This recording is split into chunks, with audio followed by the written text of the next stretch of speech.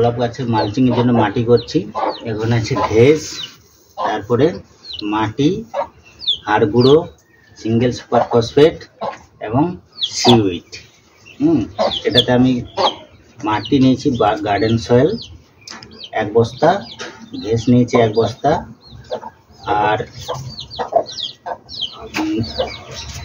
25% হাড় গুঁড়ো, আর 1 কেজির মতো সিঙ্গেল সুপার ফসফেট, আর সিউইড নিয়েছি 2 কেজির মতো।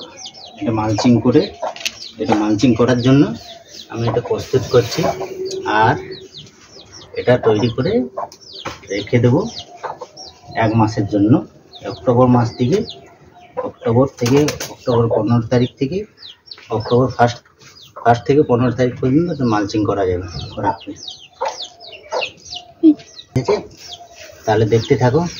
এটাতে আমি এখন ভালো করে এটাকে কোদাল দিয়ে আমি এটাকে মিক্স করে দেবো, আর তারপরে বস্তার মধ্যে ভর্তি করে রেখে দিতে হবে কিছুদিনের জন্য।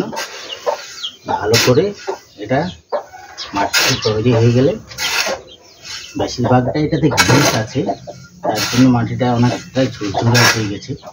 বলতে গেলে এটা ঘেঁস দিয়েই তৈরি, কারণ গোলাপ গাছের মাটি যত হালকা হবে তত ওর শিকড়ের গ্রোথ তত ভালো হয়।